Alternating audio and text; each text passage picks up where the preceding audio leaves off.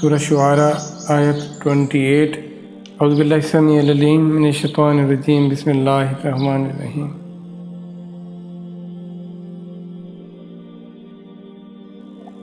قال، کہا، موسیٰ نے کہا، رب المشرقی، مشرق کا رب، والمغربی، اور مغرب کا رب، وما بینہما، اور ان دونوں کے جو درمیان ہے وہ سب کچھ، ان کنتم تعقلون، اگر تم سمجھتے ہو، اگر تم عقل سے کام لیتے ہو۔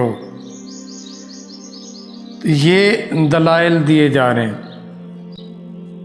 اب آپ نے یہ جو مکالمہ یا یہ جو باتیں آپ پڑھ رہے ہیں، آپ لوگوں نے ایک چیز نوٹ کی اس میں، وہ کیا ہے؟ دیکھیں، وہ رب کے ہونے کی دلیل دی جا رہی ہے۔ اب یہ بات بالکل نہیں وہ ہرگز کہہ رہے موسیٰ کہ یہ چونکہ مجھے کہہ دیا گیا ہے، یا ہماری جیسے الہامی کتابوں میں ہمیں بات آ چکی ہے، بس یہ ہے ایسی بات، بس تم اس کو مانو، نہیں مانو گے تو تم کافر ہو جاؤ گے، تم تو یہ کر رہے ہو، تم تو وہ کر رہے ہو۔ وہ اس کو دلائل سے جواب دے رہے ہیں، دلیلیں دے رہے ہیں، اور جو دلیلیں دے رہے ہیں وہ کیا ہیں، یہ سوچنا ہے۔ دلیلیں ہیں اس کائنات کی حقیقتیں، وہ فیکٹس اینڈ فگرز جو ایگزسٹ کرتے ہیں، وہ ریئلٹیز جو موجود ہیں، جس کو کوئی ڈینائی نہیں کر سکتا، ان کے ذریعے وہ دلیل دے رہے ہیں۔ یہ اپروچ یا یہ سوچ کیا ہماری ہے؟ آپ دیکھتے ہو کیا ہمارے علماء کرام میں یا ہمارے جو قرآن سے ریلیٹڈ لوگ ہیں وہ کائنات کے بارے میں کتنا علم، کتنا آگاہ ہے، ان کی کتنی ریسرچ، کتنی تحقیق ہے ایسا کچھ؟ ہرگز نہیں، بہت قلیل ہے، اگر ہے تو بہت قلیل ہے۔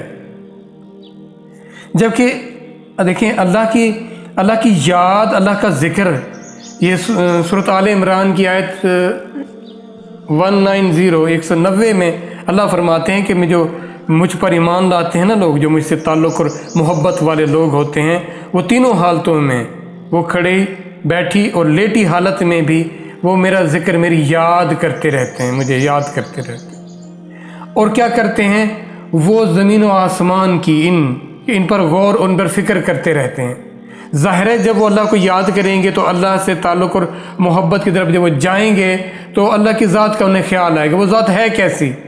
اچھا، کسی کے ہونے کی دلیل کیا ہوتی ہے؟ اس کی نشانیاں ہوتی ہیں، اس کے سائنز، یہ نشانیاں، یہ کائنات کا ایک ایک ذرہ اس کے ہونے کی علامت ہے۔